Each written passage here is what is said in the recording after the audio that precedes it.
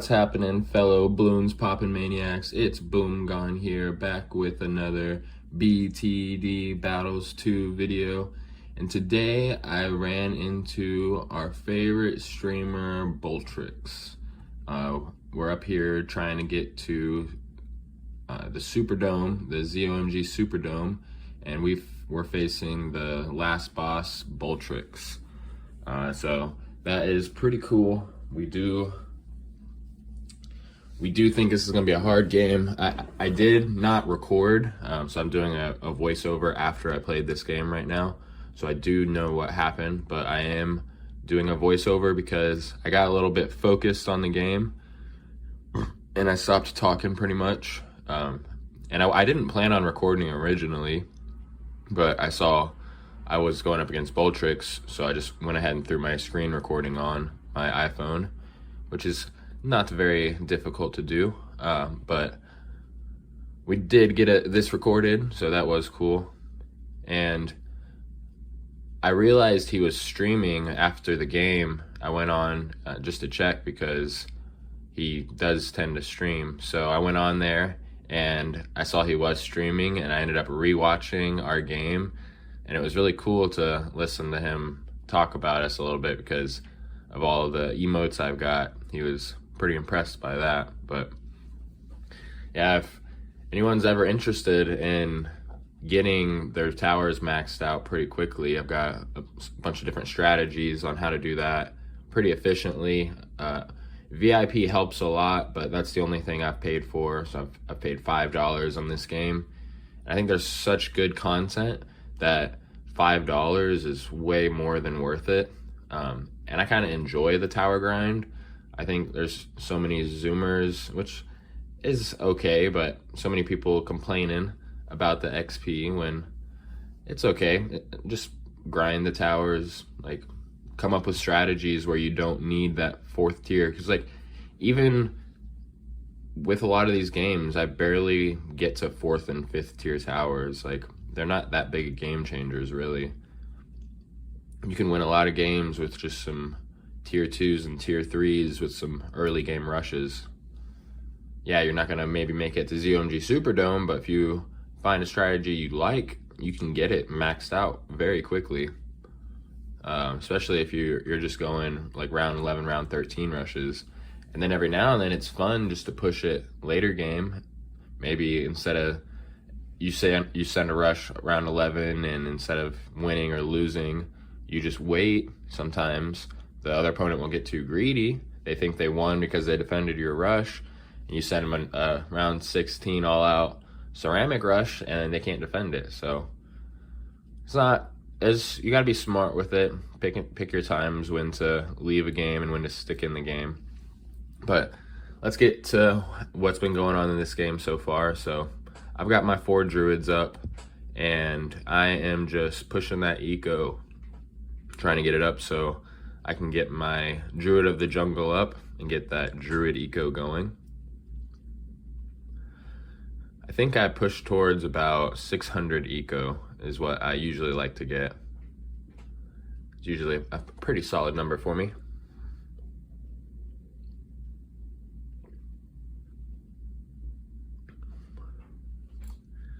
All right. And I know Boltrix likes to go late game, so I was paying attention to what he would send me, but I wasn't too worried he was going to send me something. I figured he was going to try to eco pretty hard, and he was going to allow me to get my jungle's bounty up. If he would have sent me well, that's not true either. This build is really good at defending rushes. That might be another reason why. Like with the attack blade shooter and the wizard decamo, can pretty much defend anything. And then the druids are very beefy as well.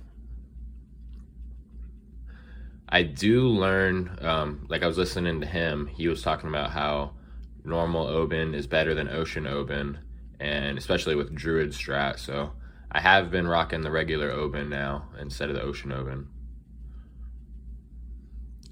So I get my druid up. He's still not rushing me. He does start sending blues.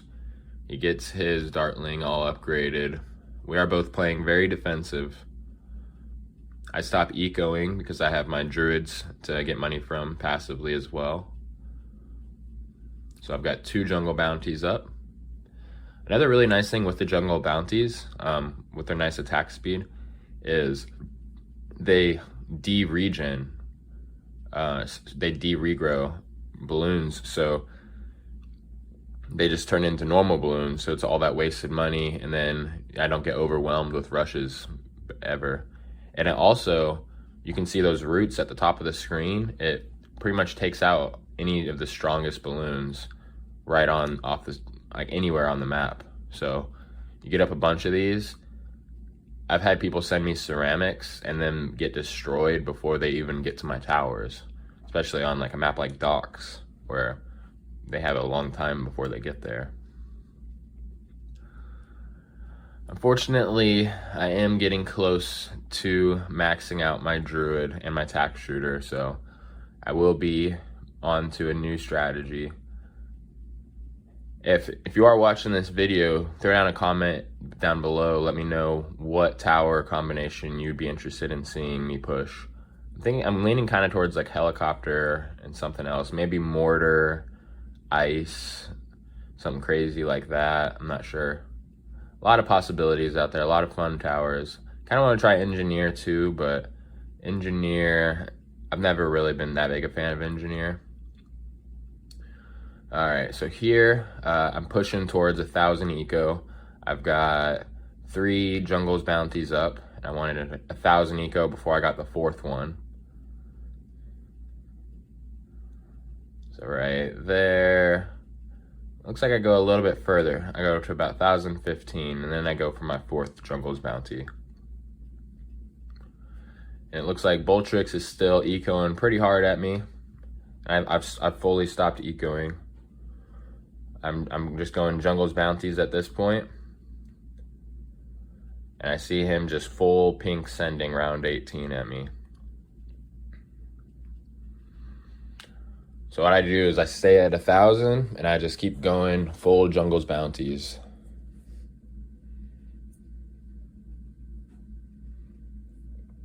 Right now I'm going for my 6th jungles bounty.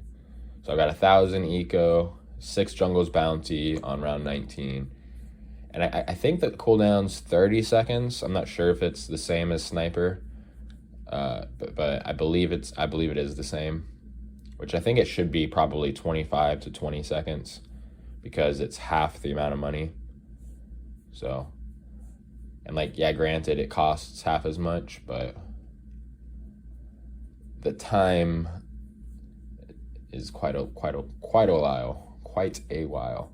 So I just send them fortified BFB, make him work a little bit, make him stop ecoing a little bit, because he did eco really hard.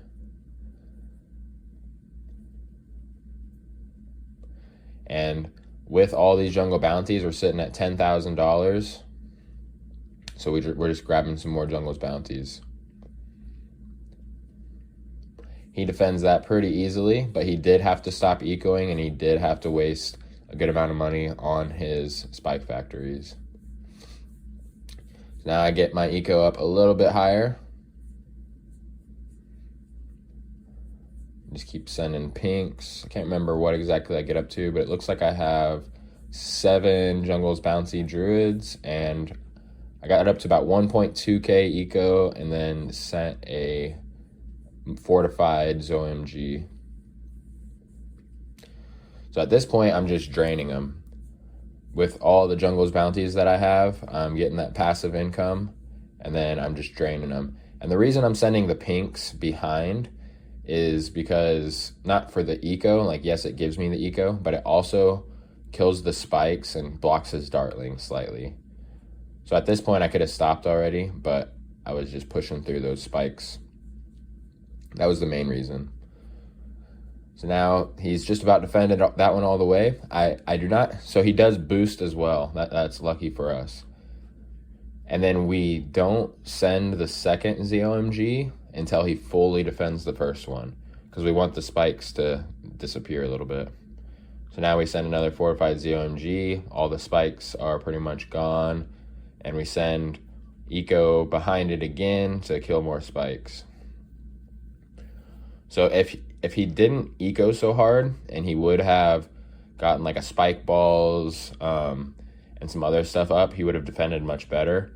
But thing is I, after this game, I went to his stream and started watching him, and I think I went from like 82 to 83 trophies or something like that, and he was around the same amount, and I pretty much stopped playing, and I started watching him, and he goes all the way to ZOMG Superdome that night, and I go to 84, and I lose on a terrible play on myself, and then drop all the way down to the 70s. So we did get the W against Boltrix, which was pretty cool.